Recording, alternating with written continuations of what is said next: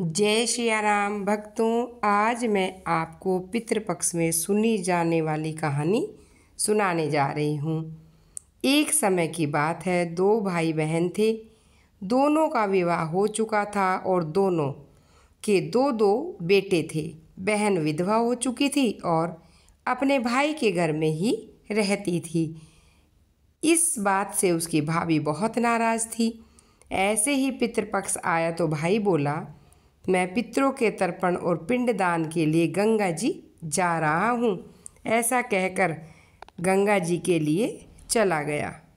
भाई के जाते ही भाभी ने बाहर खेत में नंद और उसके बच्चों के लिए झोपड़ी डलवा दी। अपने बच्चों के लिए वह झोपड़ी में रहने लगी। सुबह शाम भाई के घर जाकर घर का सारा काम करके आती। बदले में भाभी बचा कुचा उसे खाने को दे देती। जब भी वह भाभी के घर से आती तो आटा छानने वाला कपड़ा अपने साथ ले आती थी। घर आकर उसे आटे में सने कपड़े को पानी में घोलकर चूल्हे पर चढ़ाकर और पकाकर बच्चों को देती और कहती, खीर खा लो। ऐसे ही समय बीतने लगा। एक बार भाभी ने उसे एक कपड़ा ले जाते हुए देख लिया तो बोली, भाई जी, आटा छानने का कपड़ा क्यों ले जा रही हो? इसे यहीं छोड़ दो। उसने वैसा ही किया। उस दिन भाभी ने उसे बचा कुचा भोजन भी नहीं दिया और बोली, कल आपकी माँ का श्राद्ध है, बिना बुलाए तो आना मत। हाँ, आंगन में लगा यह पीपल का पेड़ अगर अपनी जगह से हिले तो आ जाना। यह सुनकर वह बेहद दुखी हुई और रोती रोती अपने घर चली गई। घर पहुंची, बच्चे बोले, माँ भूख लगी है, कुछ खाने को दे दो। वह बच्चों को बोली, बेटा आज हम सब का व्रत है, भूखे ही सो जाओ। अगले ही दिन बच्चे बोले, मामी ने कहा था कि आज नानी का श्राद्ध है तो चलो वहाँ चलते हैं। वह बोली, बेटा मामी ने कहा था कि आंगन का पीपल का पेड़ अगर अपनी जगह से हिले तो आना। तुम बताओ, कभी पेड़ हिलता है क्या? पत्ते हिलते हैं, टहनियाँ हिलती है, कभी पेड़ को हिलते देखा है? उसने बच्चों को समझाया, बिना बुलाए नहीं जाना चाहिए। शाम हुई तो उसके भतीजे आए और बोले, बुआ, माँ ने भोजन भेजा है। उसने देखा तो भोजन के नाम पर 2 सूखी रोटी, ऊपर थोड़े से चावल थे। यह देखकर बहुत क्रोध आया और अपने बच्चों से बोली, इसे झोपड़ी के ऊपर फेंक दो।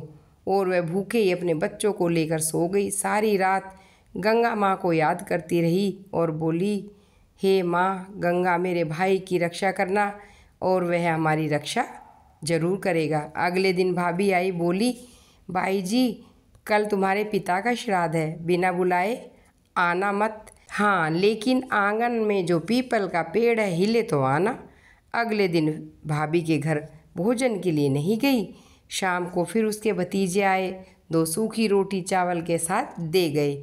वह रोटी और चावल झोपड़ी के ऊपर फेंकवा दिए। भूखे ही बच्चों को लेकर सो गई। सारी रात रोती रही। गंगा माँ से फिर प्रार्थना करती रही, मेरे भाई की रक्षा करना। इसी तरह पितृपक्ष के 16 दिन बीत गए। उसका भाई वापस आया। उसने देखा उसके घर के आंगन में कीचड़ ही कीचड़ है। वह अपनी पत्नी से पूछने लगा, यह कैसा कीचड़ है? मेरी बहन और भांजे कहाँ हैं? उसकी पत्नी बोली, श्राद्ध के पूरे 16 दिन में तुम्हारी बहन और भांजों के पैर कच्चे दूध से धोए हैं, इसीलिए यहाँ कीचड़ हो गया। तुम्हारे पीछे से मैंने खूब सेवा की, खीर पूड़ी खिलाई, फिर भी वह मुझसे नाराज़ होकर खेत में झोपड़ी बनाकर रहने लगी। भाई खेत पर पहुँचता है, देखता है कि वहाँ कोई झोपड़ी नहीं थी। वहाँ एक आलीशान महल बना हुआ था जिसके आंगन में उसके भतीजे खेल रहे थे। उसने जाकर अपनी बहन से कहा, बहन यह सब क्या है? तब उसने अपने भाई को सारी बात बताई और बोली, भाई, जो तेरे आंगन में कीचड़ है वह कच्चे दूध से नहीं बल्कि भाभी के व्यवहार से है। जो मैं दिन रात रोती थी उन आंसुओं का कीचड़ है भाई। माता पिता के श्राद्ध पर भाभी ने कहा, पीपल का पेड़ हिले तो आ जाना, बिना बुलाए मत आना। पीपल का पेड़ हिला नहीं तो मैं गई नहीं।